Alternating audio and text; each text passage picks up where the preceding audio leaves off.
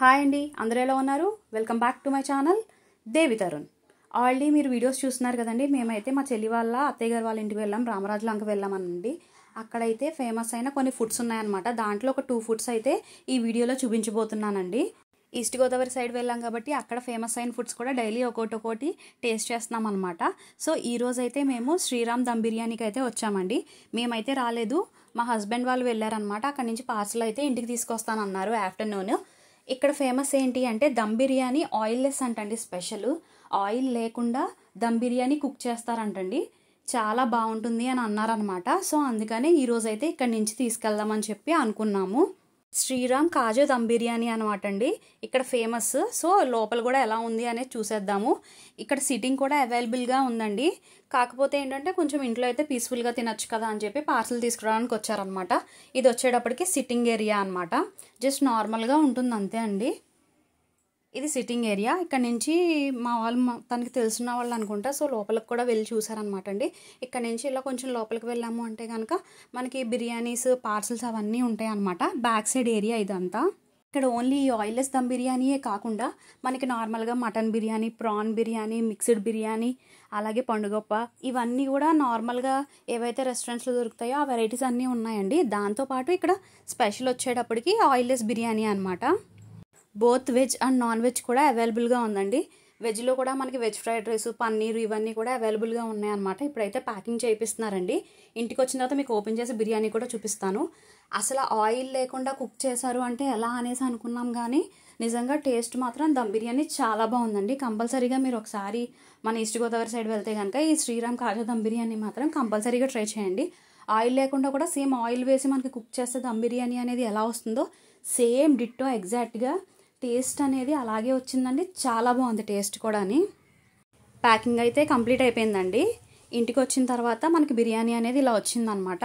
మంచి దమ్ పీసెస్ అవి వచ్చి బాగుందండి. టేస్ట్ మాత్రం చాలా బాగుంది, ట్రై చేయొచ్చు. నెక్స్ట్ వన్ వచ్చేటప్పటికి ఇది బిస్మిల్లా కాజు పకోడీ అనమాట అండి. ఇది ఎక్కడ ఉంటుంది అంటే ఎగ్జాక్ట్గా మనకి చించినాడ బ్రిడ్జ్ ఉంది కదండి. చించినాడ బ్రిడ్జ్ డౌన్ దిగ్గానే మనకి రైట్ సైడ్ ఏమో బస్ స్టాండ్ టైప్లా ఒకటి ఉంటుంది అనమాట. దాని ఎగ్జాక్ట్ ఆపోజిట్లోనే ఈ బిస్మిల్లా కాజు పకోడీ అనేది ఉంటుంది. మార్నింగ్ నుంచి ఉండదు, జస్ట్ ఈవినింగ్ 5 o'clock ఆ టైం నుంచి అయితే ఉంటుంది అనమాట. మేము మార్నింగ్ కూడా ఒకసారి వచ్చి చూసాము, కానీ ఎవరూ లేరు.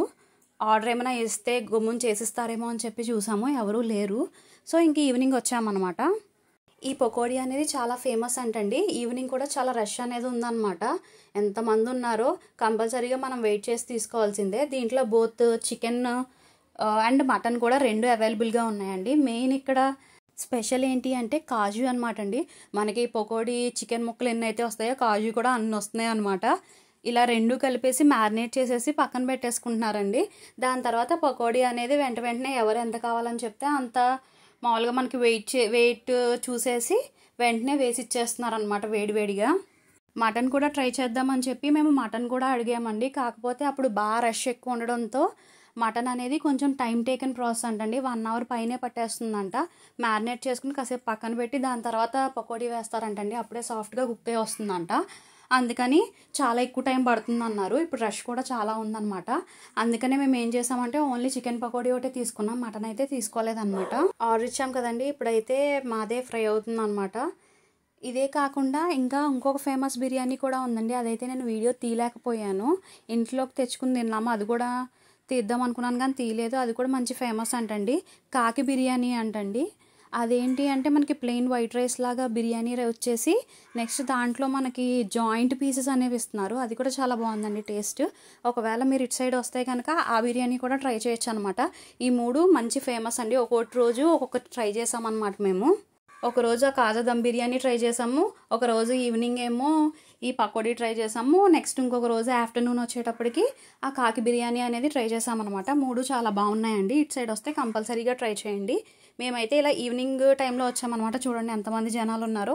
మ్యాక్సిమం చాలామంది అక్కడ చైర్స్ అవి కూడా అవైలబుల్గా ఉన్నాయన్నమాట. పక్కన ఖాళీ ఉంది, అక్కడే కూర్చొని తినేస్తున్నారనమాట.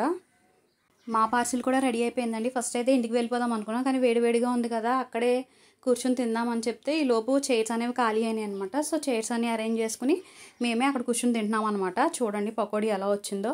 మనకి చికెన్ పీసెస్ ఎన్ని ఉన్నాయో మనకి ఆ కాజు కూడా అన్ని ఉన్నాయి అనమాట. కాజుయే ఎక్కువ ఉంది చెప్పాలంటే. టేస్ట్ మాత్రం బాగుందండి. నువ్వు త్వరగా తీసేయాలి, నువ్వు తీసేయలేమో మొత్తం అయిపోతుంది. చిన్న ఇదిగో నువ్వు కూడా తిను. అందులో వేస్తున్నావు ఏది దిగారు కదా. వస్తారండి మీరు తినండి.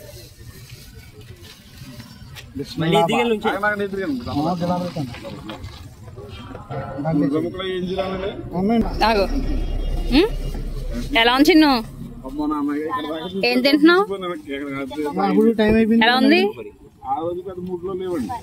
చెప్పరా బాబీ?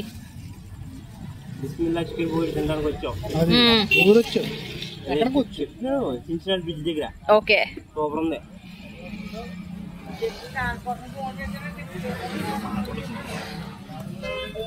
మీరు చెప్పండి.